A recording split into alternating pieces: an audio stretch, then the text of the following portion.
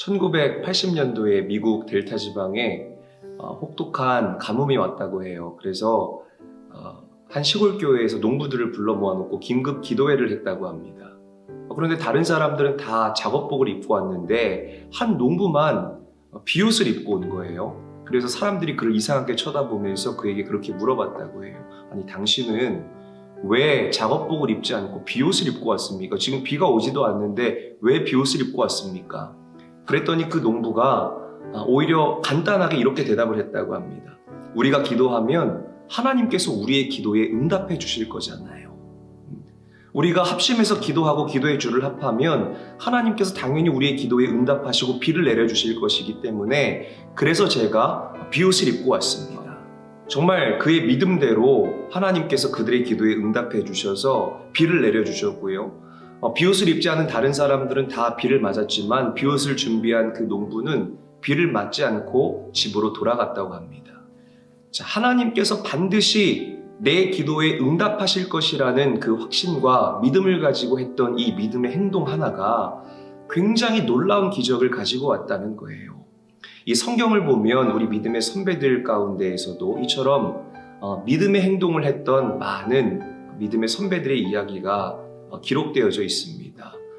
노아와 같은 경우에는 하나님께서 방주를 만들라, 내가 비로 이 땅을 심판할 테니 방주를 만들라라고 이야기를 했어요. 여러분, 노아 시대 때에는 사람들이 비를 알지 못했던 시대였습니다. 땅에서 올라오는 그 수증기로 인하여서 동물과 식물들이 수분을 얻고 그렇게 살아가던 시대였어요. 비라는 것을 보지도 듣지도 못했던 노아였지만 하나님의 말씀이기 때문에 그 말씀을 붙잡고 순종하여서 노아는 방주를 지었습니다. 그 결과 노아와 그의 온 가족들이 구원을 받게 되는 놀라운 기적의 역사가 일어나게 됐다는 것입니다. 아브라함도 마찬가지입니다. 하나님께서 아브라함에게 어디로 가라라고 그 방향을 명확하게 지시하지 않으셨지만 아브라함은 하나님의 말씀을 신뢰하고 먼저 본토 친척 아베의 집을 떠나고 하란을 떠나고 그리고 멋지게 하나님의 인도하심을 받아 누리게 됐다는 것입니다. 여호수아도 마찬가지입니다. 이스라엘 백성들이 여호수아를 따라서 7일 동안 여리고성을 돌 때에 아무런 변화가 없었습니다. 아무런 변화가 없었지만 그들은 하나님의 말씀을 믿고 그냥 순종하면서 믿음의 행동을 보였다는 것이에요. 그 결과 그 난공불락의 요새 여리고성이 무너지게 되는 놀라운 역사가 일어나게 된 줄로 저는 분명하게 믿습니다.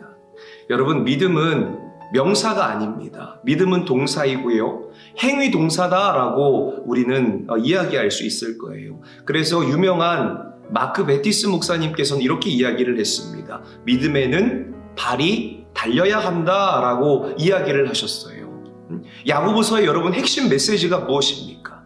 믿음으로 너희들의 행동을 증명하라. 이것이 바로 야고보서가 이야기하고 저와 여러분들에게 도전하고 있는 핵심 메시지라고 이야기할 수 있을 것입니다. 제가 말씀을 읽어드리겠습니다. 자, 야고보서 2장 14절 말씀. 내 형제들아, 만일 사람이 믿음이 있노라 하고 행함이 없으면 무슨 유익이 있으리요? 그 믿음이 능히 자기를 구원하겠느냐? 자, 야고보서 2장 17절 말씀. 이와 같이 행함이 없는 믿음은 그 자체가 죽은 것이라. 아멘. 자, 여러분, 꿈과 소망이 있다면, 그리고 그것이 하나님의 음성이라는 확신이 있다면 기도만 하지 마시기를 바랍니다. 기도와 행동을 병행하시길 주님의 이름으로 간절히 축원합니다. 마치 하나님께서 여러분들의 그 기도에 이미 응답하신 것처럼 여러분들이 행동하셔야 된다는 거예요. 여러분, 이 마지막 때를 살아가고 있는 저와 여러분들이 이제는 영적인 비옷을 준비해야 될 때가 아닐까라고 저는 생각을 해봅니다. 영적인 비옷을 준비하십시오. 행동하십시오. 기도 응답 받은 것처럼 움직이는 그리스도인들이 되시기를 축복합니다. 그래서 여러분들 삶 가운데에 올 한 해 풍성한 기도 응답의 역사가 불일 듯 일어나게 되시기를 주님의 이름으로 간절히 축원합니다.